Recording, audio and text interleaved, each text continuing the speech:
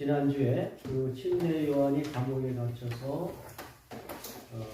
억울한 그 형편 속에서 예수 그리스도가 과연 나의 메시아가 맞느냐, 유대인들이 그동안 기다렸던 메시아 그분이 맞습니까? 라는 의문을 제기하는 그러한 내용을 우리가 살펴보았습니다.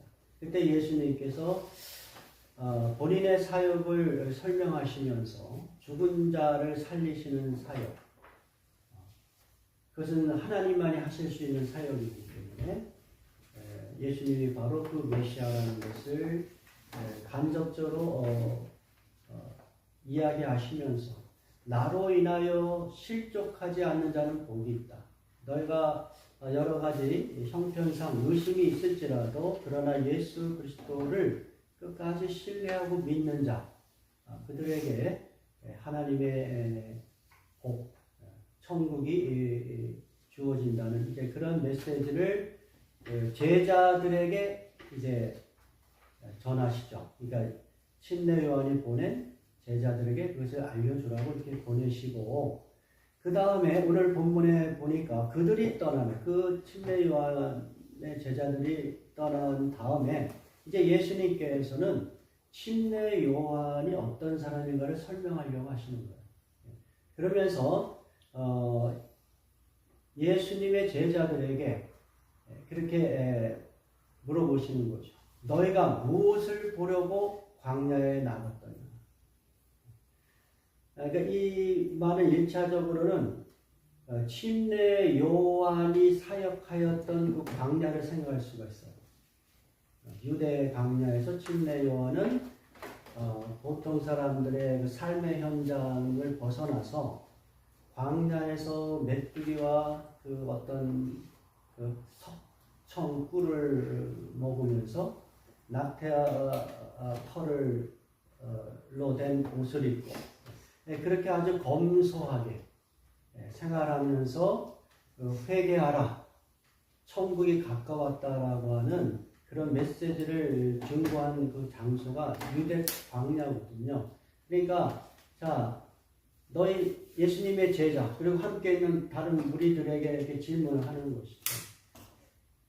지금 침례 요한은 감옥에서 예수님의 그리스도 되심을 의심하고 있지만 어떻든 너희들이 침례 요한을 만나러 광야에 간 이유가 무엇이냐, 그 질문을 하는 거예요. 그때에 예수님께서 이렇게 말씀하시죠. 바람에 흔들리는 갈대냐. 바람에 흔들리는 갈대가 상징하는 게 무엇이겠어요? 의심하는 모습이잖아요. 마음이 흔들리는. 그러니까 지금 감옥에 갇혀있는 침례 요한의 모습이, 이 모습을 보려고 너희들이 광야에 나간 것은 아니지 않느냐. 그 이야기 하고 있어요. 그 다음에 8절에 그러면 너희가 무엇을 보려고 나갔더냐? 부드러운 옷 입은 사람이냐? 부드러운 옷을 입은 사람들은 왕궁입니까?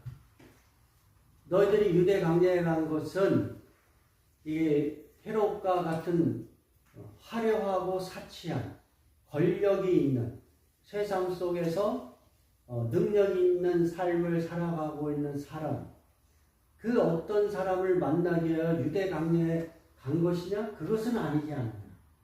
네? 그러면 너희가 왜 광야에 갔느냐? 9절에 그러면 너희가 어찌하여 나갔더냐? 선지자를 보기 위함이 아니냐. 유대 광야에서 회개를 이야기하고 회개의 침례를 이야기하고 천국이 가까웠으니까 회개하고 하나님의 나라를 저들이 받아들일 수 있기를 강력하게 증거한 그런 선지자로서의 침례 요한이 아니냐. 그렇게 예수님께서 침례 요한을 평가를 하시는 거예요. 그러면서 예수님이 뭐라고 하시냐면 이 침례 요한은 구약에서 예언하였던 그 메시아를 예비하고 준비하는 사역을 행할 그런 역할로서의 선지자, 그 선지자가 바로 이 침례 요한이다. 이렇게 말씀을 하고 계시는 거예요. 보라 내가 내 사자를 내 앞에 보내니 그가 내 길을 내 앞에 준비하리라. 이 말라기에서 3장에 나와 있는 이 말씀을 통해서 예언하였던 메시아의 사역을 준비하는 자, 그가 바로 침례 요한이다. 진실로 너에게 말하노니 여자가 낳은 자 중에 침례 요한보다 큰 이가 일어남이 없도다. 그러니까 예수님의 메시아 사역을 준비하기 위하여 회개의 침례를 선포하였던 침례 요한은 상당히 위대한 사람이다. 그러니까 여자가 낳은 자 중에 가장 위대한 사람이다. 이렇게 이야기를 하셔요. 엄청난 평가죠. 비록 지금 침례 요한은 감옥에서 예수님의 메시아 되심을 무심하고 있는데 그럼에도 불구하고 그를 그렇게 높게 평가하신다는 것이죠. 예? 그런데 그 침례 요한은 그럼에도 불구하고 천국에서는 극히 작은 자보다 자라도 그보다 크니라. 천국의 관점에서 보면 침례 요한은 매우 작은 자에 불과하다. 그렇게 이야기해요. 이게 뭐가 이제 말이 안 맞는 것 같아요. 아주 그 침례 요한보다 더 큰 이가 없을 정도로 그렇게 높은 사람이라고 평가해 놓고 천국에서 보면 천국의 관점에서 보면 아주 낮은 존재에 불과하다. 이렇게 이야기를 해요. 왜 그러느냐? 12절에 침례 요한의 때부터 지금까지 천국은 침노를 당하나니 침노하는 자는 빼앗기기 때문에 그렇다. 그 얘기를 하고 있는 거예요. 무슨 이야기냐? 이 침례 요한은 구약 시대 전체를 마무리하는 마지막 선지자예요. 그리고 율법 시대를 마무리하는 그 마지막 선지자의 역할을 하였던 거예요. 그러니까 예수님이 오신 이후로부터는 이제 하나님의 그 은혜의 복음, 예수 그리스도를 통한 새로운 언약을 통하여 우리에게 주시는 그 은혜의 시대, 그 시대를 구분짓는 마지막 선지자에 불과하다. 천국의 관점에서. 그러니까 침례 요한은 구약에도 어떤 선지자보다 더 뛰어난 사람으로 예수님이 평가를 하신 거예요. 일단은 예를 들어서 이사야나 엘리야 이런 사람보다 더 훌륭한 그러한 선지자로 평가를 했는데, 그러나 신약 시대의 이 천국의 관점에서 보면 그 모든 선지자들보다 이 예수 그리스도를 믿고 구원받은 자들의 삶이 훨씬 더 탁월하고 위대한 것이다. 이렇게 예수님이 평가를 하고 계시는 거예요. 제가 좀 비약을 갑자기 해버렸는데 이제 제가 좀 더 설명을 할게요. 그러니까 무슨 이야기냐면 침례 요한은 예수님의 오심, 메시아의 오심을 준비했다는 면에서는 매우 그 어떤 선지자보다 직접적이고 위대한 사역을 하였다고 예수님이 평가를 해주시는 거예요. 그런 면에서 위대하다. 그러나 신약 시대의 크리스찬들은 이미 예수 그리스도를 만났고 믿음으로 그분을 영접하고 그리고 예수 그리스도께서 우리에게 증거해 주신 천국의 비밀들, 하나님 나라의 복음을 충분히 들을 수 있기 때문에 그런 관점에서 보니까 신약 시대의 하나님의 백성들이 훨씬 더 위대하다. 그렇게 평가를 하고 있는 것입니다. 자, 그런 면에서 12절에 그렇게 말씀하시는 거예요.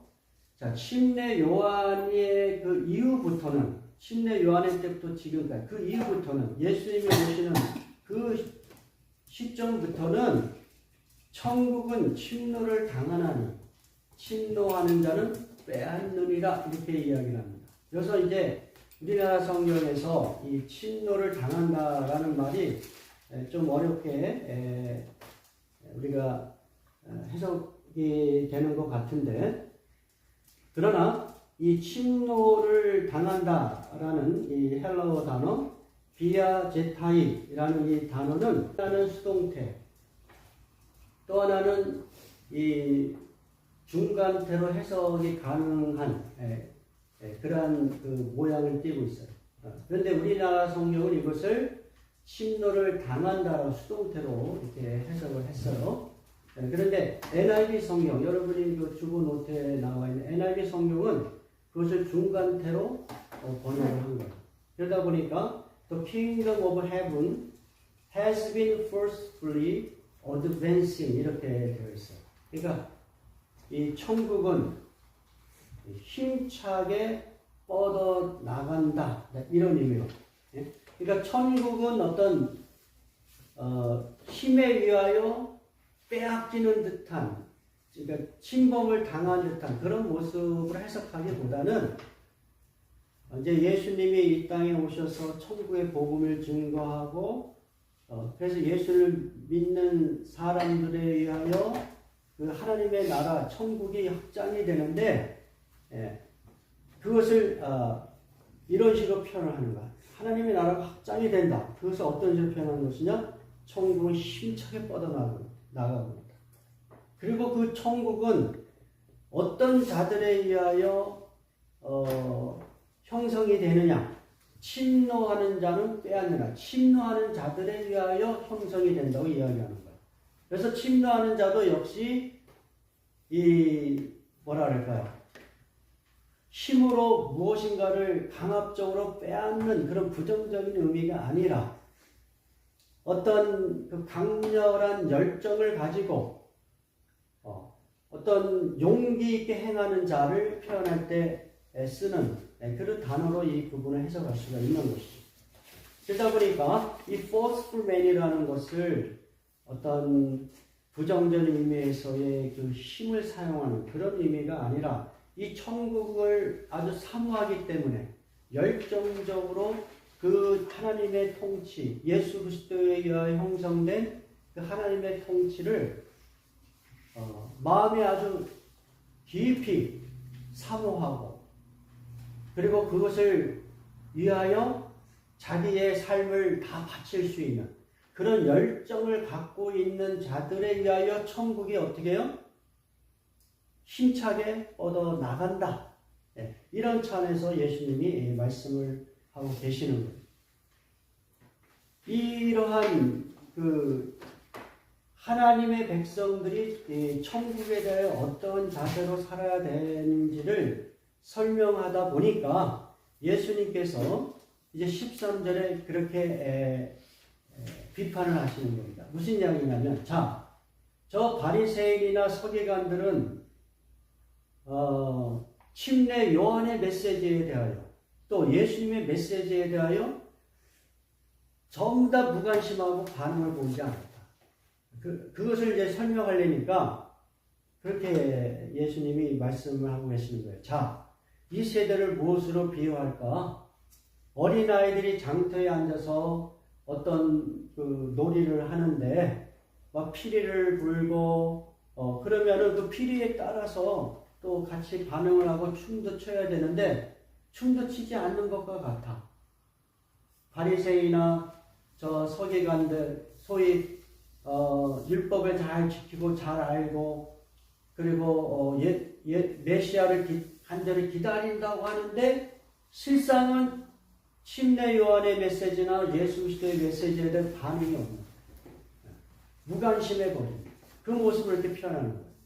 슬피 울어도 가슴을 치지 않아. 전혀 반응을 보이지 않는 것이죠. 침례 요한이 금식을 하면서 먹고 마시지 않고 금식을 하면서 어떤 율법을 잘 지키는 모습으로 사람들에게 어떤 존경을 이게 존경심을 우러내는 그러한 삶의 양식, 금욕적인 삶의 양식으로 이 회개의 침례를 막 증거하였어도 그들은 오히려 침례 요한을 무엇이라고 비판했어요? 네. 귀신 들렸다. 귀신 들렸다고 그러고 침례 요한의 메시지를 듣지 않는다는 것이죠.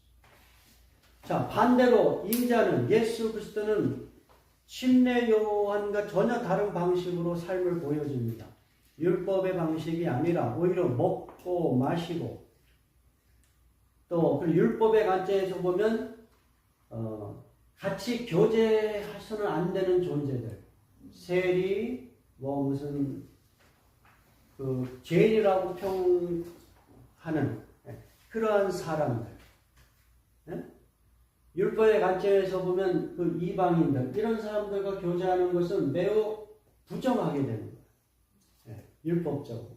근데 예수님은 율법의 관점에서 부정하다고 생각하는 모든 것을 과감하게 접촉하고 먹고 교제하고 그러니까 침례 요한은 일종의 매우 이 금욕주의자의 삶을 살았다면 예수님은 어떤 면에서 매우 자유로운 삶의 방식으로 삶을 보여주신 거예요. 그러면서 천국 복음을 증거하신 거예요. 그러면 침례 요한의 삶의 방식에 대하여 오히려 귀신 들렸다고 했으면 예수 그리스도의 삶의 방식은 전혀 다른 방식이니까 거기에 대해서 좀 마음을 좀 열어야 되는 게 논리적으로 맞잖아요. 근데 예수 그리스도의 삶의 방식에 대해서도 오히려 예수님을 방탕한 사람, 죄인과 같은 삶을 살아가는 죄인으로 취급하는 그런 식으로 해서 예수 그리스도의 복음을 받아들이지 않는 것이죠. 그런 삶의 태도를 가지고서는 아무도 천국을 소유할 수 없다고 예수님께서 우리에게 말씀하시고 계십니다. 천국은 그 하나님의 나라에 대해서 소망을 아주 강렬하게 품고 그 나라의 어떤 가치와 그 나라의 영광을 구하면서 살아가는 자, 그 사람들에 의하여 천국이 아주 능동적으로 적극적으로 확장된다는 것을 우리에게 말씀하고 있고 그러한 자들이 들어가는 곳이 천국입니다. 오늘날 우리도 올 한 해를 살아가면서 광야 같은 삶을 산 거예요, 우리가. 우리 형편이 내가 원하는 식으로 잘 되지 않아서 침례 요한과 같이 내가 믿는 예수님 내가 끝까지 의지하고 그분의 영광을 구하면서 살아야 되는가? 이런 의심할 수도 있는 그런 아주 어려운 상황일 수도 있었어요. 광야에서 우리가 그런 걸 경험하는 겁니다. 광야에서. 그러나 그 광야에서 또한 우리가 어떤 것을 막 간절히 또 소원해요? 부드러운 옷을 입은 사람들을 소원해요. 왕궁에 있는 사람들을 소원합니다. 힘 있고 권세 있고 부유하고 성공한 사람들을 막 이렇게 소원한다. 그게 광야의 삶이에요. 그러나 하나님께서 우리를 이 땅에서 광야의 삶을 허락하신 이유가 있어요. 그런 게 아니랍니다. 의심하거나 또는 어떤 화려한 삶, 물질적으로 풍족한 명예로운 삶, 이런 것들이 나름대로의 삶의 그 가치는 있지만 하나님이 우리에게 원하시는 삶의 모습은 그러한 가치가 아니에요. 우리 하나님이 우리에게 허락하신 이 광야의 삶은 다른 의미가 있어요. 그것은 이제 이 천국을 침노하는 자와 같은 열정으로 사모하는 자들인데 그것을 이렇게 우리가 정리해 볼 수가 있습니다. 여러분 그 설교 노트에 보면 신명기 8장 2절 3절이 나와 있어요. 신명기 8장 2절에서 3절.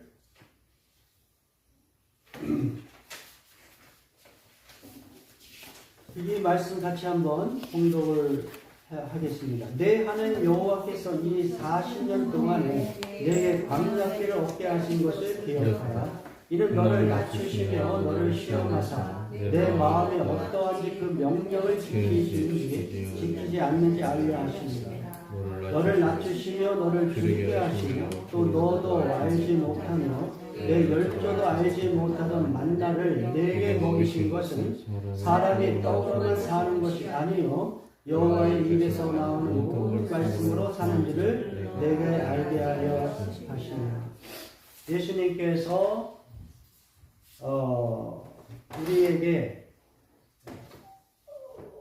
예수를 믿음에도 불구하고 광야와 같이 먹을 것이 때로는 부족하고 때로는 외부적으로 여러 가지 어려운 억울한 환경이 주어지는 그런 광야를 허락하신 이유가 무엇일까? 예수를 믿는 그러한 신앙의 삶 속에서도 왜 그것을 하나님께서 그렇게 이 땅에서의 삶이 광야같이 뭔가 부족하고 뭔가 갈등이 항상 있고 왜 그런가?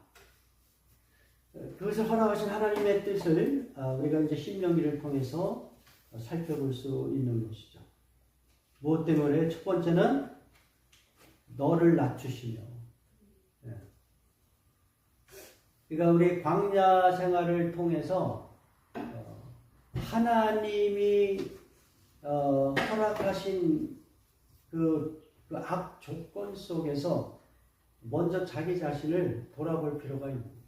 우리가 한 해를 살면서 이제 마무리하는 이 시점에서 우리 자신을 한번 돌아볼 필요가 있습니다. 내가 높아진 게 무엇이 있느냐? 하나님 없이 그 어떤 것을 의지하면서 교만하게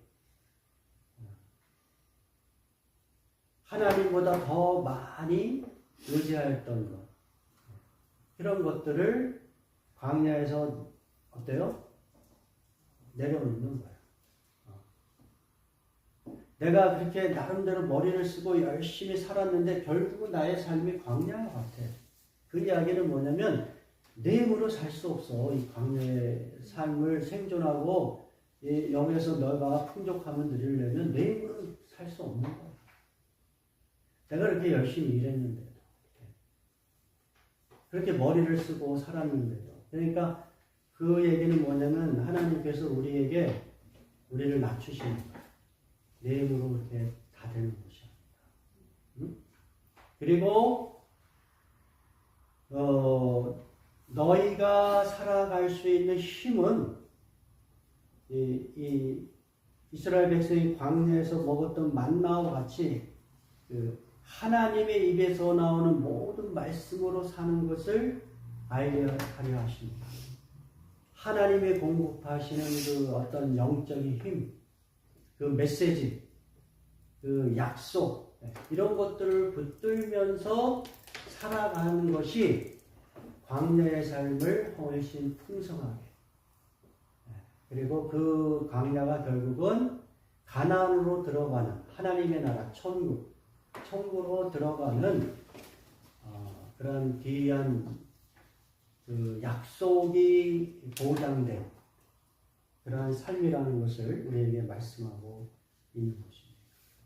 한 해를 맞이하면서 두 가지를 우리가 적용했으면 좋겠어요. 하나는 무엇이냐면 내가 높아진 마음들을 하나님 없이 내가 뭔가를 하려고 했는데 많이 부족하고 실패하고 어려웠던 거 그거 하나님 앞에 회개하고 내려놓고 그 다음에 내가 이 땅에서 살아가는 것은 하나님의 말씀으로 살아가는 것이다. 하나님의 공급하시는 영적인 그 힘과 그 어떤 소원이 담겨있는 그 메시지를 붙들면서 그렇게 살아가는 것이다. 이런 것들을 우리가 새롭게 결심하는 시간이 되었으면 좋겠습니다.